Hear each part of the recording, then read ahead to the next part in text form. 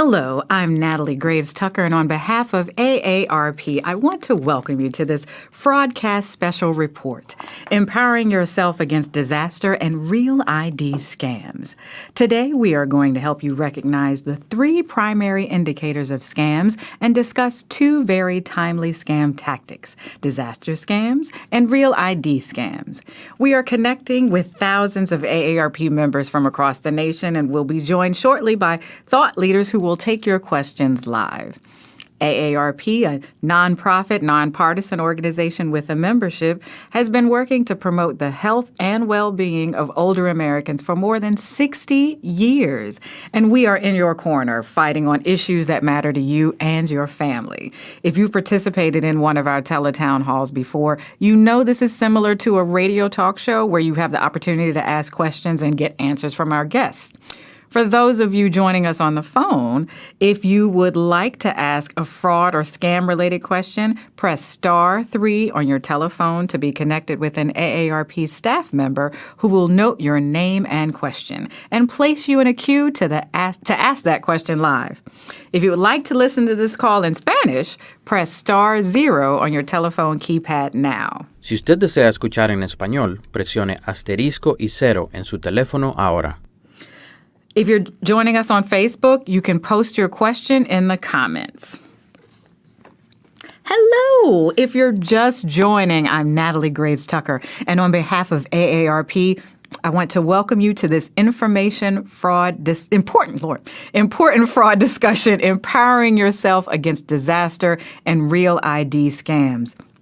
Thank you for joining us today and participating in this Teletown Hall. To ask your question, please press star 3. And if you're joining us on Facebook, you can post your question in the comments. Today, we are joined by 2 guests. Liz Buser, a senior advisor on the AARP's Fraud Prevention Programs team, and Gary W. Adkins, volunteer state president for AARP Kentucky. Liz and Gary, so happy to have you both with us today. Happy to be here. Thank you for having us. Now let's get started. Today, we'll discuss some critical topics that affect all of us, regardless of age, background, or location. Scams can come in many forms, but they often share common red flags such as unexpected communication, heightened emotional reactions, and pressure to act immediately. Recognizing these signs can help you avoid becoming a victim. We'll then move on to disaster relief scams. As we've seen with recent wildfires in California and flooding in Kentucky, natural disasters can bring out the best in people, but they also attract scammers looking to exploit others' misfortune.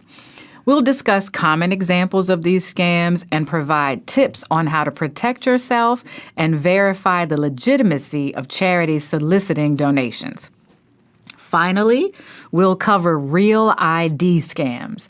Even with the official deadline for real ID having passed, scammers are taking advantage of the urgency and confusion surrounding this process. We'll talk about the common types of real ID scams, phishing tactics, and steps that you can take to protect your personal information. Remember, fraud can affect anyone, but with the right knowledge and vigilance, you can protect yourself and your loved ones. We'll review ways to protect yourself, and we'll conclude with some resources you can turn to if you or a loved one has experienced fraud. And of course, we'll answer questions from you, our listeners. To ask your question, please press star 3 on your telephone keypad.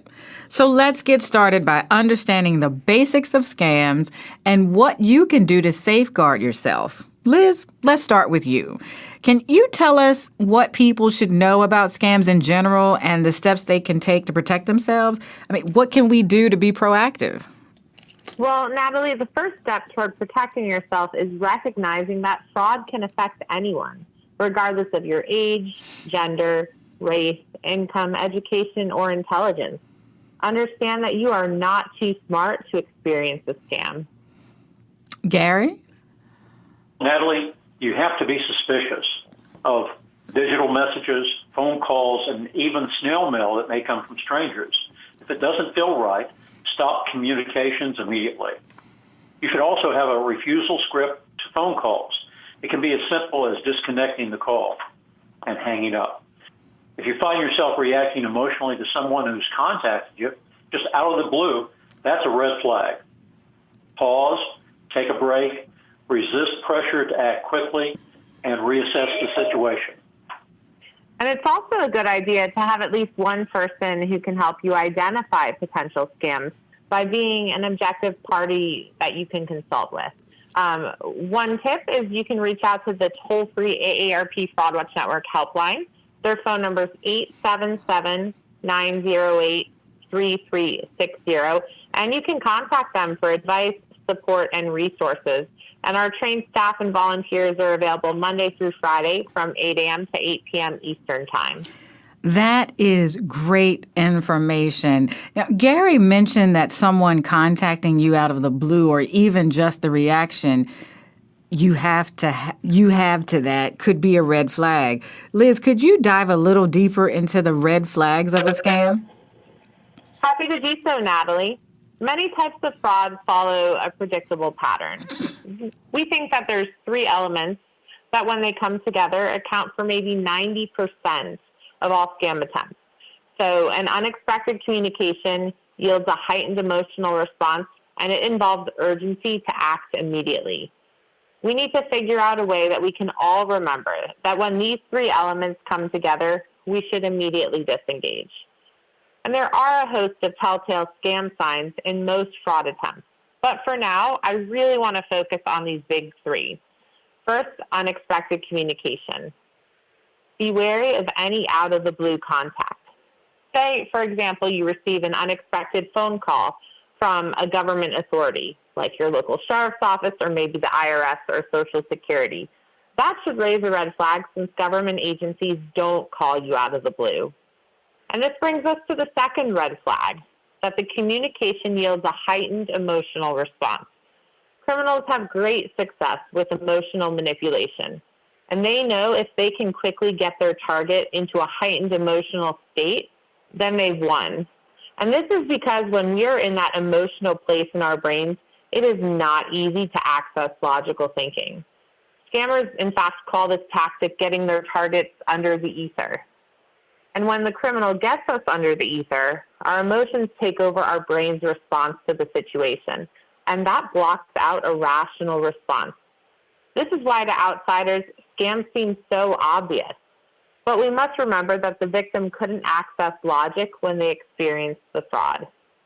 And then that brings us to the third red flag. It involves urgency. You must act immediately to address the situation. And usually it includes a request for money via an unconventional payment method, like a gift card, a wire transfer, cryptocurrency, or even peer-to-peer payment app. Think of a scenario where you get a text from what appears to be your bank, asking if a recent large withdrawal was made by you. You respond no, and immediately get a call from your supposed bank that there's a fraud happening in your account, and you need to take immediate action to protect your funds. But also beware, it could be any sort of urgency, like you've won Publishers Clearinghouse, $1 million in a luxury car, but you have to act immediately and pay taxes up front to claim your winnings because time is running out. Or it could be your utility company calling, claiming you haven't paid your bill and they're on their way to cut off your heat on the coldest day of the year. But you can solve the problem by paying the bill quickly, by purchasing a gift card and sharing the numbers off the back. I see. So by catching you off guard, generating a strong emotional reaction and urging you to act quickly, scammers are much more likely to convince you to do what they want. Wow. We have a lot more content to cover, but first, listeners, let's get to some of your questions about scams. To ask your question, just press *3. I'd now like to bring in Julio Rios Villena to help facilitate your calls. Welcome, Julio. Thanks, Natalie. Happy to be here.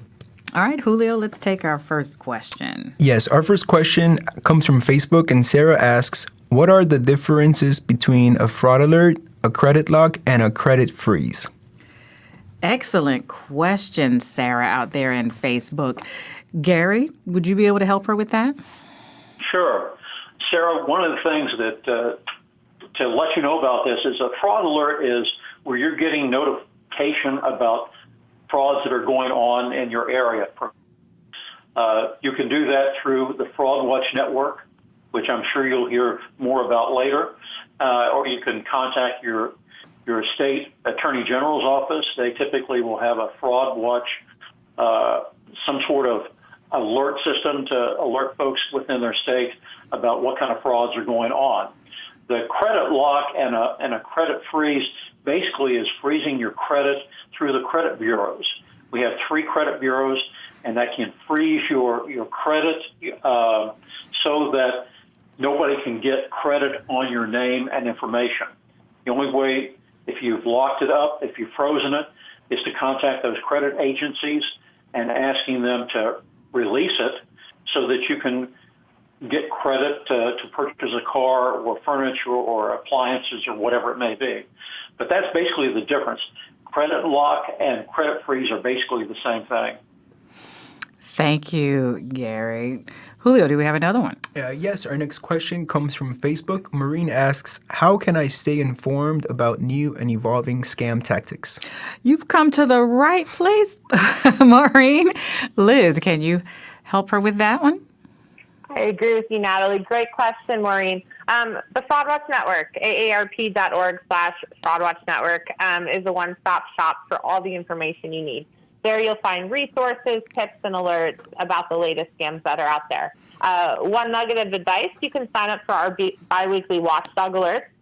You can either sign up on our website or you can text FWN to 50757, and our alerts are available via email or via text message in English or in Spanish.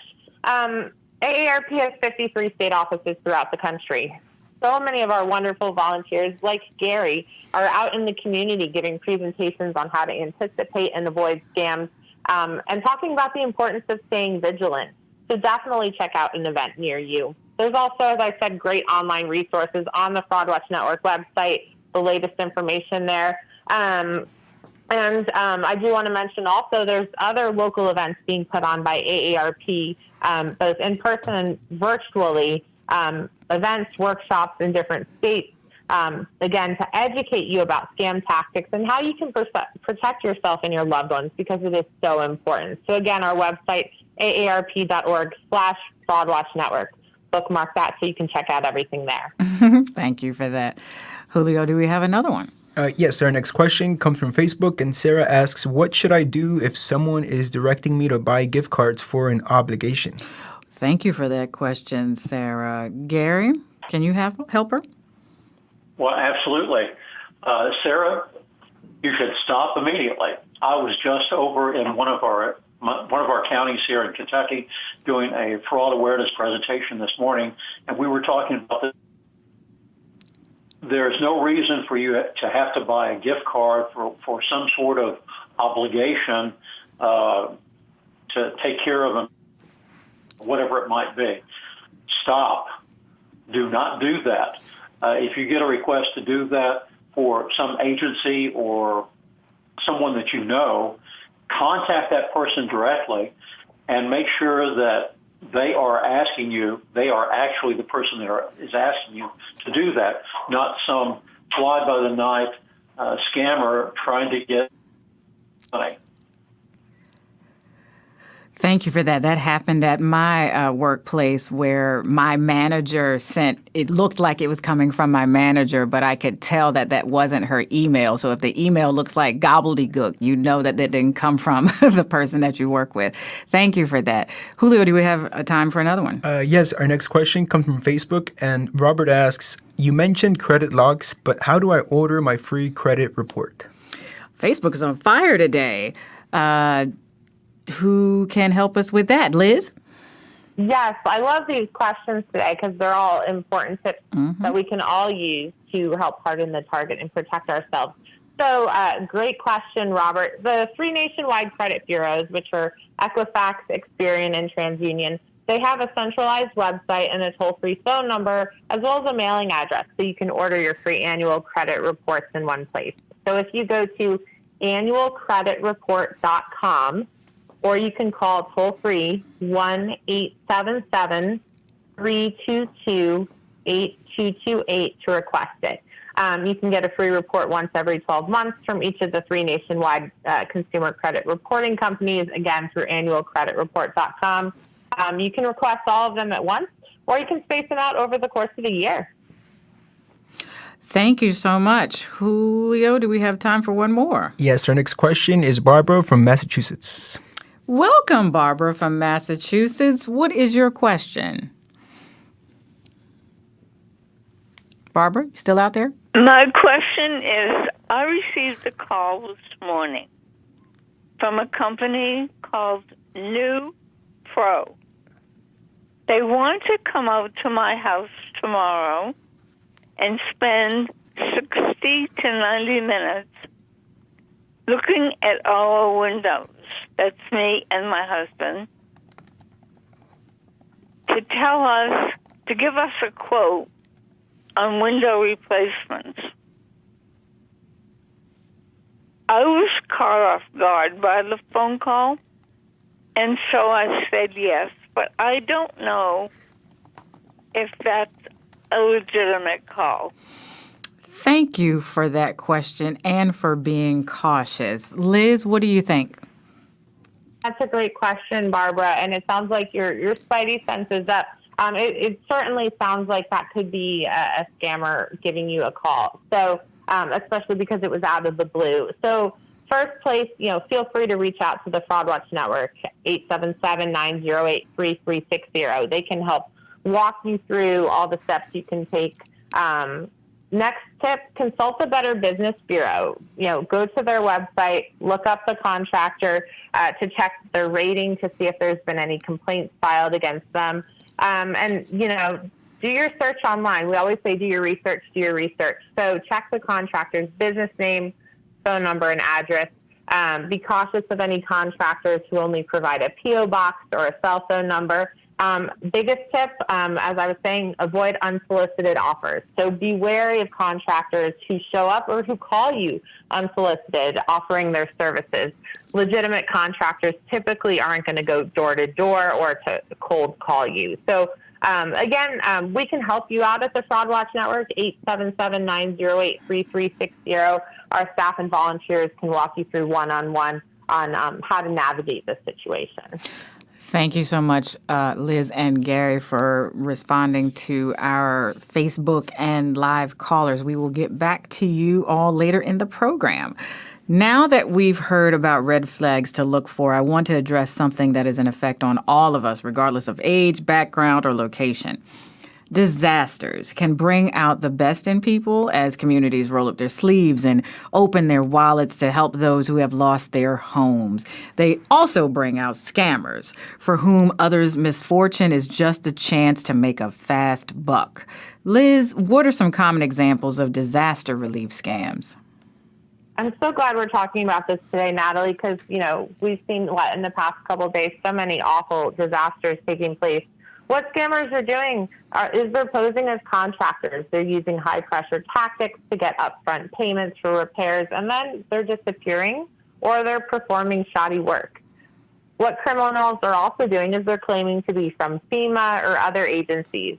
They're offering fake grants or speeding up insurance claims supposedly for a fee. And then scammers are also creating fake charities to solicit donations through calls, texts, emails, and social media. Thank you, Liz. Listen to this. According to the National Centers for Environmental Information, devastation caused by natural disasters, including hurricanes and wildfires, has been climbing steadily since the 1980s. In 2023, disasters in the United States cost $95 billion in losses.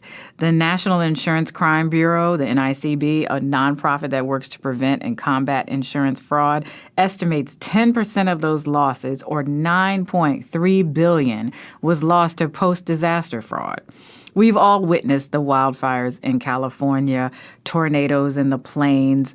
Gary, you experienced the flooding throughout Kentucky firsthand, and we're entering hurricane season. Can you shed some light on how you can proactively protect yourself against disaster scams? What steps should we all take given the possibility of being impacted by a natural disaster is very real? Well, let me tell you, this is very timely for Kentucky because we've just gone through some tornadoes through our Somerset, across the state, through London, Kentucky, and it's just been devastating. We've had maybe up to 19 people die through this event. But you should prepare in advance. Understand your insurance coverage and clarify any questions with your insurance agent and company before any kind of disaster happens. You should investigate those contractors that you are approaching. Verify the contractor's license and their bonding status. Make sure they're bonded. Check references. Demand a written contract. Handshake doesn't do it. Review sites are a good way of trying to identify reputable businesses. Verify insurance agents. Confirm the identity of an insurance agent and adjuster that may be out, that they are with your insurance company and the state insurance department. You can make sure that genuine on-the-ground FEMA staff will have a government-issued photo badge and they're not authorized to obtain personal information. Verify their identity by calling FEMA, and don't share any financial information with anyone claiming to be from FEMA without confirming their identity. The key thing is trust, but verify, and never provide contractors with any money up front. Thank you for that. Let me just give a reminder to our listeners. If you need to ask a question, just press *3 and you'll be able to ask a question live. And for those of us who've been lucky enough not to have to rebuild after a natural disaster, but want to support our neighbors by donating, how can we ensure we're really helping the people we intend to and aren't falling victim to a scam? Liz? Natalie, we talked about the importance of doing your research, so I want to share 4 websites that can help us verify whether a charity is legitimate or not. The first is Charity Navigator's website, and their website is www.charitynavigator.org. The second is Charity Watch, www.charitywatch.org. And then there's GuideStar, which is www.guidestar.org. And finally, check out the Better Business Bureau's Wise Giving Alliance. Their website is www.give.org. I know it's a lot of websites, but you can also go to the Fraud Watch Network website. We have a tip sheet there on charity scams, and you can get all those links there as well. Thank you for that, Liz. And Gary, where can you go if you have been targeted by a disaster scam? You should contact the National Center for Disaster Fraud. You can report scams by phone at 866-720-5721 or online through justice.gov/disaster complaint form. With FEMA, you can go through their FEMA disaster fraud hotline at 866-720-5721 or email to FEMA, FEMA-OCS0-tipline at FEMA.hds.gov. There's the Federal Trade Commission, and they report online at reportfraud.ftc.gov or call 877-382-4357. Now, you can contact the FBI's Internet Crime Complaint Center at ic3.gov. And you also have your state attorney general, and you can contact your local state attorney general to report incidents. All great information to help keep yourself safe. Thank you, Liz and Gary, for answering our callers' questions. We'll get back to the phone lines in just a moment. It was such important information for all of us to understand. I know that this discussion continues to prompt caller questions, so we'll be getting back to the phones in just a minute. Please press *3 on your telephone keypad now or at any time during the call to be connected with AARP staff. I'd like to take a minute and share a quick advocacy update and a segment we call Fighting for You. Joining us is AARP volunteer Ty Hausheer. Ty is originally from Panama, but moved to New York, where she joined the United States Air Force. Her husband is also an Air Force veteran, and their children are Air Force as well. I love that. Ty worked for the Social Security Administration for 22 years before retiring. And today, she is an AARP Florida volunteer leader, participating in many service and advocacy roles. Ty, thank you for being here. Thank you for having me. Today, we're talking about fraud. So what is AARP doing to protect older Americans? Natalie, scammers are everywhere, and it's harder than ever to stay safe. In addition to events like this, AARP is fighting to strengthen fraud laws and hold criminals accountable. We are pushing Congress to crack down on crime rings and make sure law enforcement has the tools to take action. It is time for real consequences for those who prey on older adults. Absolutely. Ty, you worked for the Social Security Administration for decades. What's the latest there? Yes. Social Security isn't just another government program. It's a promise. Americans have paid into it with every paycheck, and they deserve the benefits they earn. Some lawmakers are considering raising the retirement age or limiting access to benefits.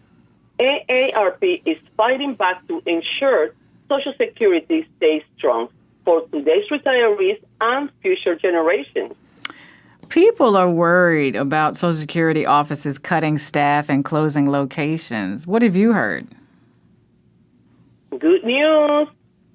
Yes, it's that after hearing from AARP members and millions of people across the country, the Social Security Administration reversed a plan that would have stopped the ability for people to file claims by phone.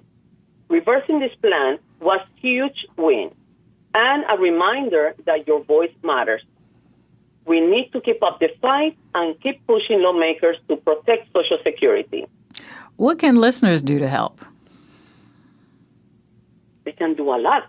They can speak up and join the fight. It doesn't have to be fancy. So you could attend town halls, call your members of Congress, send them an email, or stop by their office. Let them know Social Security matters to you and your family. I also encourage people to volunteer. I love that I can make a difference, an important difference with my time. Finally, everyone can go online to aarp.org/get involved. I'm going to repeat, aarp.org/get involved and sign up for a free advocacy newsletter. It's good to stay informed. That's aarp.org/get involved. Ty, it's been a pleasure speaking with you. Thank you. And I encourage everyone to get involved. All right. Volunteer. Indeed. Thank you. Listeners, it's time to hear from you. Julio, let's take a call. Yes, our next caller is Jacobet from Maryland. Welcome, Jacobet from Maryland. What is your question? I am calling because, of course, the past 2 years and definitely now, I keep getting a lot of texts from politicians.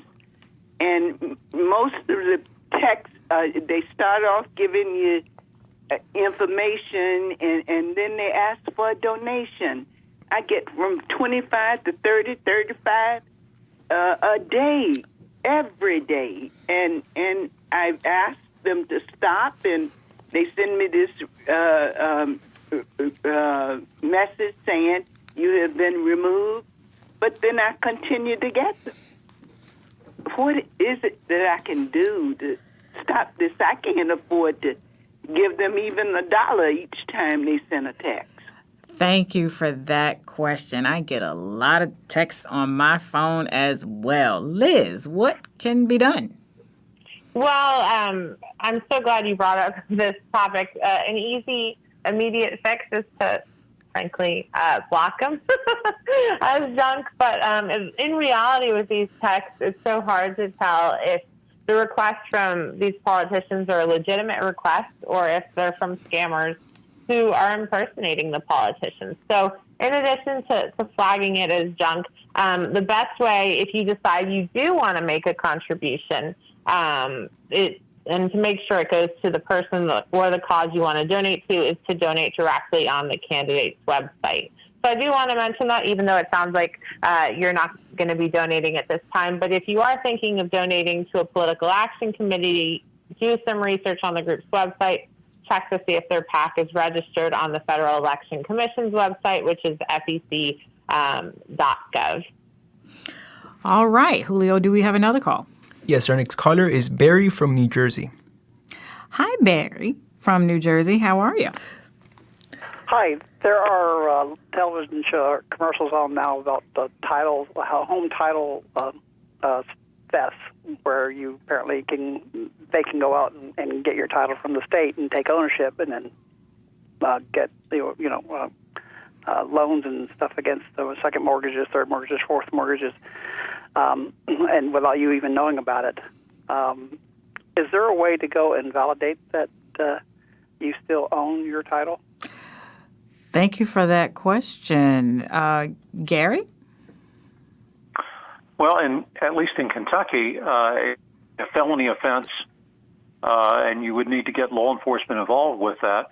You potentially might have a private attorney also to get that taken care of. But at least here in Kentucky, titles to land is in the county clerk's offices. So there's a copy of the deed of title, and anybody basically can go into a clerk's office and get one of the deeds from the record room. Thankfully, we don't have a lot of issues with that here that I've seen here in Kentucky, but there may be some counties or states that that is a problem. But I've not heard too much about that here in Kentucky. All right, thank you. Do we have another? Our next question comes from Facebook, and Hannah asks, what steps can I take to ensure my donations are used effectively by legitimate organizations? Thanks, Hannah, for that excellent question. Liz? Well, I'm going to sound like a broken record today by saying, please, please, please do your research. It's absolutely worth the extra few minutes. So in this case, Hannah, research the charity. We talked about using websites like Charity Navigator, GuideStar, the Better Business Bureau's Wise Giving Alliance, so you can check the charity's reputation and see how they use their funds. Another thing you can do is verify registration status. So ensure the charity is registered with the IRS by using the IRS's tax-exempt organization search tool. And then check the financial health of the charity. Look at the charity's financial statements to see how much of their donations are going toward their programs versus going towards administrative costs. Another tip to keep in mind, avoid high-pressure tactics. Be cautious of charities that are pressuring you to donate immediately. That is absolutely a red flag, because legitimate organizations are going to give you the time to do your research and to make an informed decision. And then finally, let's talk about payment methods when you decide to give to a charity. Donate using secure methods like credit cards, because those offer better protection against possible scams. Thank you for that. Julio, another one? Our next caller is Betty from Maryland. Hi, Betty, out there in Maryland. What is your question? Recently, a couple days ago, I received a text from on my cell phone from someone who identified themselves as Gina, who was calling from Wells Fargo Bank. And she indicated on the text message that it was a service call, and if I wanted to, I could call her back, and she left the number. And I just disregarded it because it didn't really make a whole lot of sense to me. I thought maybe if it was a problem going on at the bank, they would have probably called on my landline number. And I was just wondering if AARP thought that might have been a scammer calling, because of course I didn't answer. I didn't reply to the text, nor did I call back. Thank you for that. Are you with Wells Fargo? Yes. Oh, okay. Yes, absolutely. Thank you. Gary, do you have a response for her? Well, sure. And Betty, I think you did the right thing because it potentially could be a scam. It's to tell.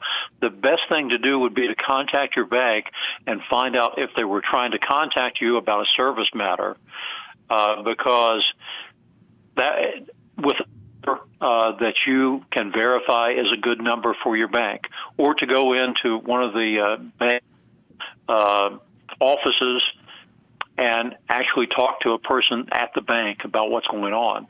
They can confirm or whether they were in touch with you for whatever reason. That would be the best thing to do, because it potentially could be a scam. You never know. You have to follow up with verifying who it actually is that you're talking to.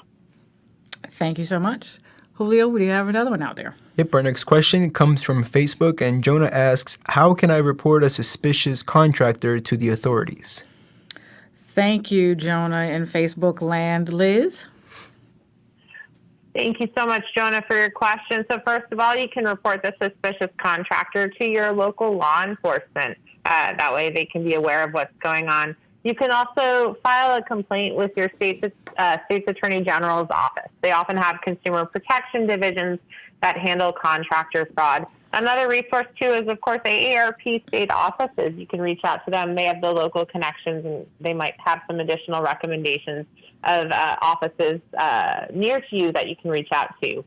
We talked about the Better Business Bureau before as well, so report the contractor to the BBB to alert others and to help prevent future scams. And, of course, at any time, you can reach out to the Fraud Watch Network, 877-908-3360.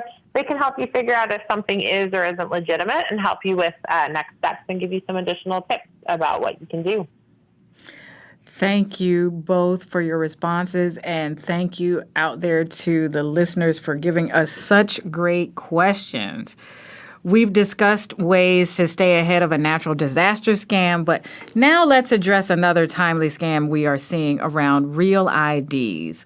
A real ID is an enhanced driver's license or state ID card marked with a gold or black star in the top right corner.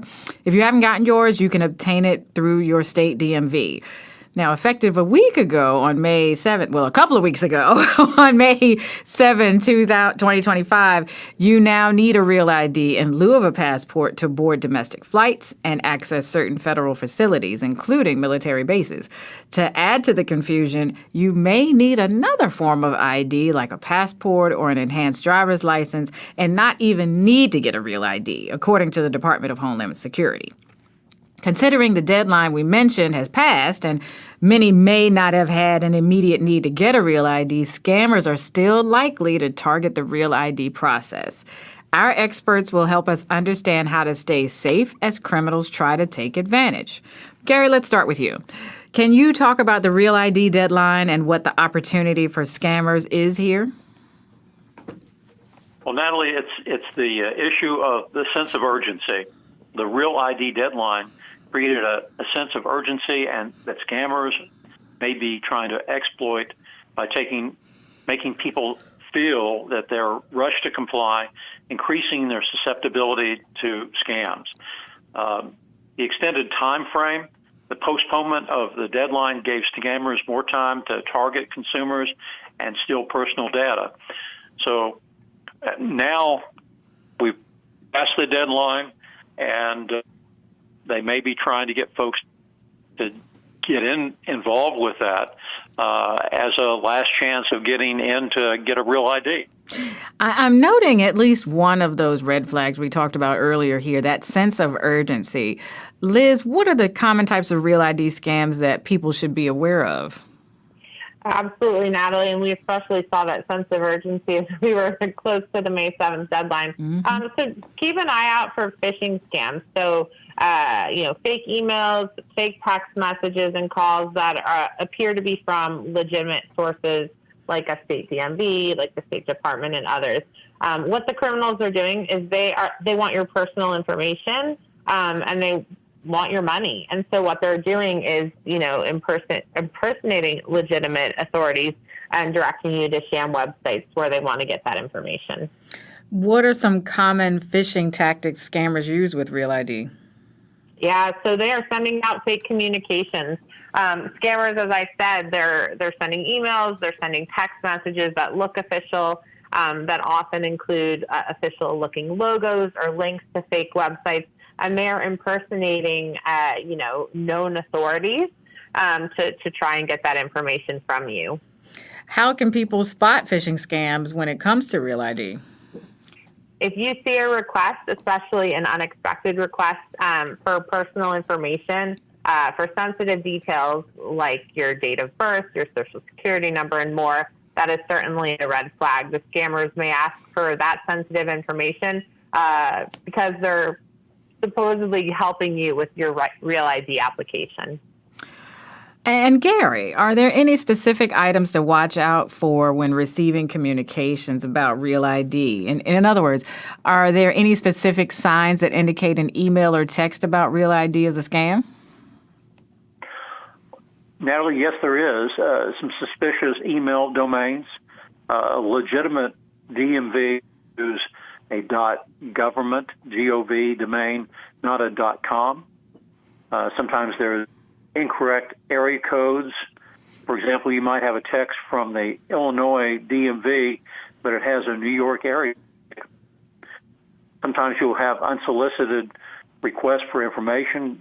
DMVs will not ask for personal information, be it through text or email.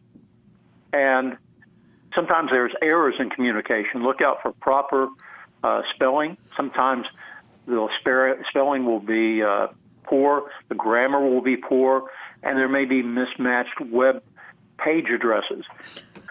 What steps should someone take if they suspect that they've been targeted by a Real ID scam? Well, Natalie, they should contact the Federal Trade Commission at reportfraud.ftc.gov, your state consumer protection agency, usually it's with the Attorney General's office, and the AARP Fraud Watch Network helpline at 877-908-3360. You should contact your authorities. Reach your state Attorney General's office, Consumer Fraud Hotline, and local law enforcement. When you report it to local law enforcement, make sure that you get a case report from them.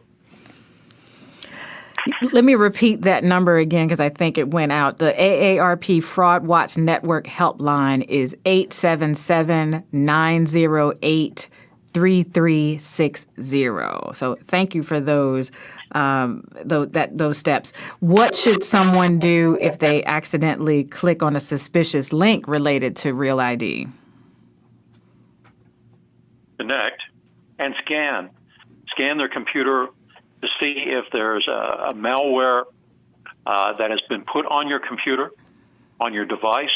Change your password, update for any accounts that might be compromised. You should never just click on a link if you don't know for sure what the link is to. Thank you. And if you haven't already gotten your Real ID but are now ready to do so, how can people protect their personal information when applying for a Real ID? I could take that one, Natalie. The best advice is to apply in person. Go to your local DMV office to present the required documents, and go to their website first just to verify what information you're going to need, like your birth certificate, marriage certificate, and that, in order to get your Real ID. Next tip is to avoid online requests. Please do not provide personal information through unsolicited emails or text messages. To that last point, Liz, how can people ensure they are following the correct process to obtain their Real ID safely? Well, it's important to use official channels. Follow the process that's outlined by your state Department of Motor Vehicles and use the Department of Homeland Security's Real ID website for accurate information. And you want to, again, do your research, verify information, double check any communication you receive about Real ID to ensure that it's from a legitimate source. This is so helpful. You know, we've been talking a lot about proactive steps we could take, but as we see often, if you find yourself in a stressful situation, such as a deadline approaching or, as we discussed earlier, a natural disaster, you may be susceptible to a criminal whose job it is to take advantage of you. What if it's too late? What if you've experienced fraud? Liz? You're right, Natalie. It's not who you are, it's how you are. And you might be feeling hopeless right now, but please know that you are not alone. And, you know, if you experience fraud, it is not your fault. First, contact your financial institution to see if there's a chance of stopping transactions that haven't been completed. File a police report with your local law enforcement. If it's a fraud that originated online, file a report with the with the FBI's Internet Crime Complaint Center, and that website is ic3.gov, and then print it out. And if you can, go to the local FBI field office near you to see if you can help. I do want to mention, though, that local FBI offices often point victims to ic3.gov and decline any more involvement, especially if the dollar loss is not large. But I encourage you to try that anyway. And then last, get support. Again, you can call the AARP Fraud Watch Network helpline, 877-908-3360. Our trained staff and volunteers are available Monday through Friday from 8 a.m. to 8 p.m. Eastern Time to help you. And AARP also offers free support sessions for fraud victims and or their family members. They're confidential, facilitated peer discussion groups where you can meet with others who've been through similar experiences. You can sign up at aarp.org/fraud support. And I do want to stress that experiencing fraud can be devastating, but please know it doesn't have to define you. Please seek support and know that you are not alone and that help is available. That is great information to think about and share. So thank you. Let's get back to our listeners' questions. Julio, who do we have on the line? Our next caller is Barati from Michigan. Hi, Barati in Michigan. What is your question for us? Oh, hi. Thanks for taking my question. I live in Rois, Michigan, and we found one application online which is called LastPass, which gives you peace of mind. It is very secure, but you can save all your passwords. Usually people write down in their notebook or somewhere. Instead, you save the passwords in there, and whenever you want to find your password for any account, like bank, Fidelity, investment, on anything, you just remember one password to open LastPass, and you have all your passwords saved there. Is it a safe application? Thank you for that question. Gary, what do you think? Well, there is password managers that are available through some of the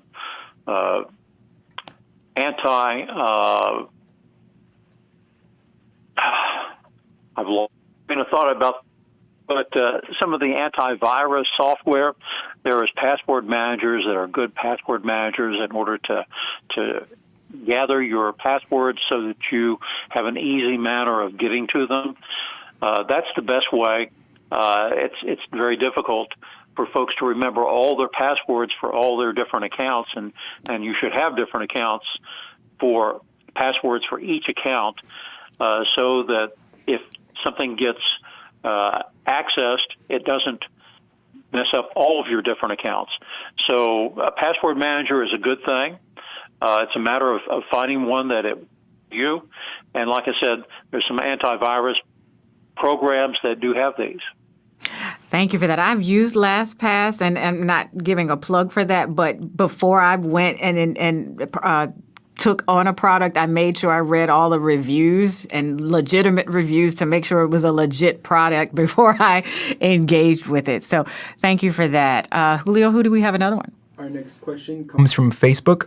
Lori asks, can you tell me what a government scam is? I thought government agencies do not call you. I get calls from Medicare constantly, though, and wonder if this is a scam.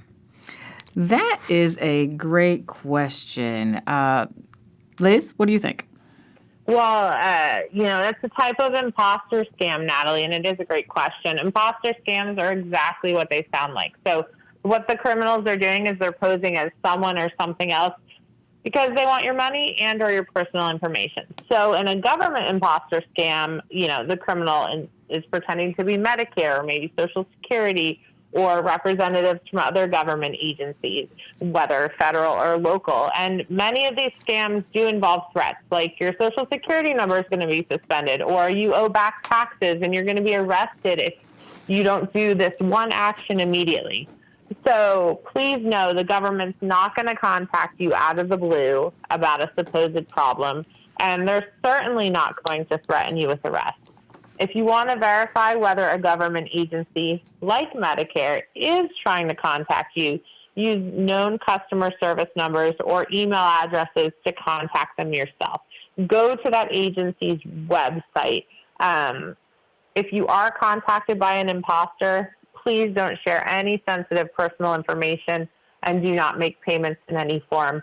And again, if you want to know whether an agency or whatnot is trying to reach out to you or you have questions, call the Fraud Watch Network helpline. They can help you figure it out, 877-908-3360. Thank you for that and knowing that number right off the top of your head. Good job. Julio, do we have another one? Yes, our next question comes from Facebook, and Ronan asks, is it possible to recover money that was stolen in a scam? Oh, good question. Gary, thoughts? That is a troublesome event. The answer to that is most of the time, the money is not going to be able to be recovered. A lot of times it depends upon how quickly you can report this to law enforcement, to the FBI through the IC3, or to a local law enforcement agent in your local area. But by and large, most of the time, money be recovered. But reporting it helps to aid folks in your area and law enforcement in order to know what's going on, to have those alerts going out to your community that there is particular scam and help protect somebody else. Thank you for that. Julio, another one? Yes. Our next caller is Isola from Indiana. Hi, Isola, out in Indiana. What is your question? Isola? Hello? Hello. I wanted to, you guys have went through this before, they told me, but I wasn't on the line then. I get a lot of scam things on my phone, and I don't have time for all that. Sometimes I can get 35 of them things within 40 minutes. Thank you. The spam on your cell phone and your home phone, I understand. So, Liz, what do you think? Well, I am with you all on that one. We get a lot of spam calls every day. And, frankly, all of us are. There's hundreds of billions of calls each year out there. So if you've answered a number of robocalls in the past, or you're getting them, the reason why you might be having an increase in the number of calls is because a previous spam caller has sold your phone number to other scams or telemarketing companies. If you haven't already signed up for the National Do Not Call Registry, I encourage you to do so, donotcall.gov. While it's not going to stop the scammers from calling you, it'll cut down on the number of legitimate calls out there. My tip is this. If you get a phone call, you don't recognize the phone number, please don't answer the phone. If a call is important, they will leave a message. if they leave a message and it's asking for personal information or it involves urgency or any of the red flags we talked about, assume it's spam. Do not call them back. Delete it. There's some great information on the FraudWatch Network website, aarp.org/FraudWatch Network, that talks about illegal robocalls, how you can protect yourself. There's tips for how you can stop those calls on your cell phone and on your landline. So I encourage you to check out that handy checklist. Thank you for those tips. Julio, any more? Our next question comes from Facebook, and David asks, how can I report a real ID scam to authorities? Thank you for that question out there in Facebook land. Gary? That is a good question.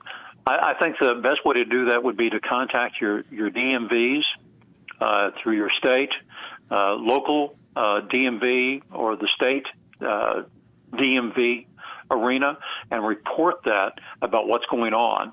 That would be the best way, I think, in order to try to get folks there actually get involved with researching it and trying to put a stop to it. Thank you for that. Julio, do we have time for any more? Yes, our next caller is Mary Beth from Pennsylvania. Hi, Mary Beth in Pennsylvania. What is your question for us? Okay, I'm asking about a real ID card, a real ID. Mm-hmm. Mine, it expires on 5/31/2028. So now, is it necessary for me now to get a new? Here I go. A new real ID, since it. Or can you do it when your license expires? Oh, thank you. That's an excellent question. Liz? That is a great question, Mary Beth. The first thing I would do is go to, I think you said you're from Pennsylvania, go to your Pennsylvania DMV's website to verify whether you're still able to drive with a non-real ID driver's license. So check that out. I think where the real ID compliance comes into play is if you're going to fly. That's where it's needed. So I would say do your research first, check with your state DMV, and take it from there. Thank you for your great advice, both Liz and Gary. We've covered a lot about scams and the tactics that they use. Of course, as technology evolves, so too do the scams. Gary and Liz, do you have any closing thoughts to share with the viewers? Gary, let's start with you. Okay. Natalie, I want everyone to know that there is really no form of communication that criminals have not made dangerous. Any form. It's important for everyone to report the scams that have happened and to demand a police report dealing with the loss. This will enable law enforcement to coordinate fraud investigations across your local area, across the state, and across the national level. And Liz, any final thoughts? Sure. So the first thing is to remember anyone can fall victim to fraud. And that if you experience fraud, it's not your fault. It's not the victim's fault, but it's the criminal's fault. And so that is where the blame belongs, on the criminal. Also remember, if you can spot a scam, you can stop a scam. According to research that was done by the Thinner Investor Education Foundation, if you know about a specific scam, you are 80% less likely to engage with the scammer. And if you do engage, you are 40% less likely to fall victim. But education is not going to get us out of the epidemic of fraud in this country. And so AARP is leading efforts to make going after fraud rings a law enforcement priority, as well as finding ways to provide restitution to fraud victims. Listeners, thanks so much for joining us for this discussion today. Thank you so much, Gary and Liz, for joining us. And thank you to the AARP members who support the AARP Fraud Watch Network. We hope you enjoyed this special report and learned as much as I did. For more information and resources on the fight against fraud, we encourage you to visit aarp.org/fraud. That's aarp.org/fraud. The AARP AARP Fraud Watch Network website is continually updated with new information, and you can sign up for AARP's Watchdog alerts to stay informed of the latest scams. And don't forget that AARP is local, offering meaningful connections and enriching experiences close to home. So to view those offerings, visit aarp.org/local. Thank you, everyone, and have a great day on purpose. This concludes our call.